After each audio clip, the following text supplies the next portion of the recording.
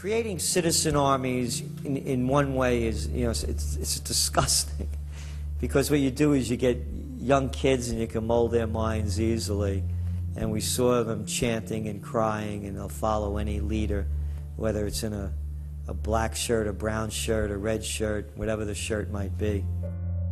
Another branch of Homeland Security, the Corporation for National and Community Service, is setting up literally hundreds of other private uniformed youth groups. The White House has introduced legislation to establish forced national service for all Americans between the ages of 16 and 64. In 2008, the North American Military Governorship, known as NORTHCOM, announced that they had deployed 4,000 regular Army troops inside the United States to deal with civil unrest because they knew that their offshore masters were about to rob the United States blind. In 2009, the Pentagon requested funding from Congress to deploy 379,000 military personnel in thousands of communities across the United States. And now, legislation has been introduced in Congress to expand a system of FEMA concentration camps across the United States under the National Emergency Centers Act, H.R. 645. The Republic is hanging by a thread. The last vestiges of our free system of government are being swept away. You got time to watch baseball, you got time to watch football, you got time to entertain yourself, but I think a knowledgeable public we're losing, and we've got to get people back on track to paying attention, because if you don't pay attention to your government and what they're doing, you're going to pay some dire consequences for it. Unless we become active and become influential in the power centers of society, there's nothing we can do about it. Just knowing about it is not enough.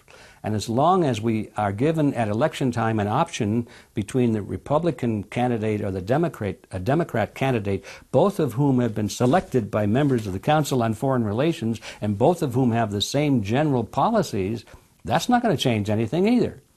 So the real issue is, so what? And the answer is we've got to recapture control of the power centers of society. The people have a decision to make. Our nation has been seized in the jaws of a global corporate takeover. The Republic is passing into history. We're losing our freedoms. And it's up to every man, woman, and child in the United States to decide whether we're going to be fooled by the slick propaganda of the social engineers or whether we're going to restore the Republic.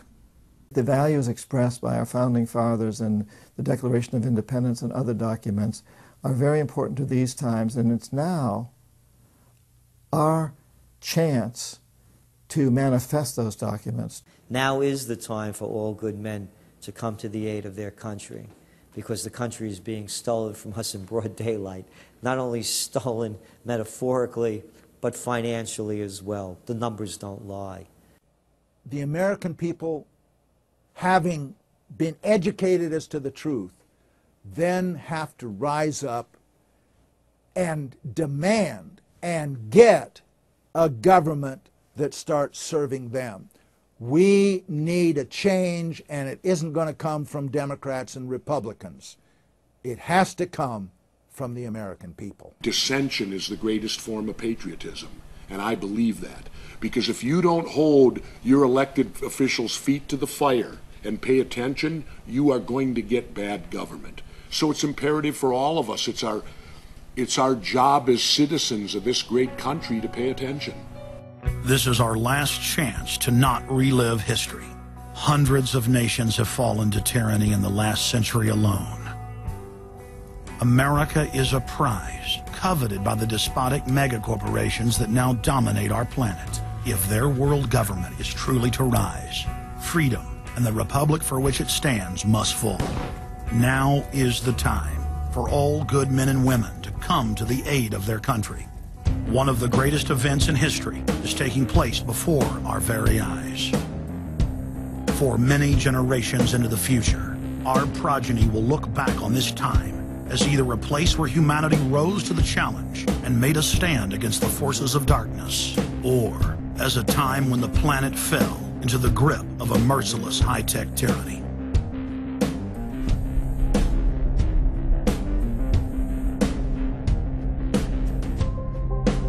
In Part 2 of Fall of the Republic, you will learn the elite's master plan for humanity.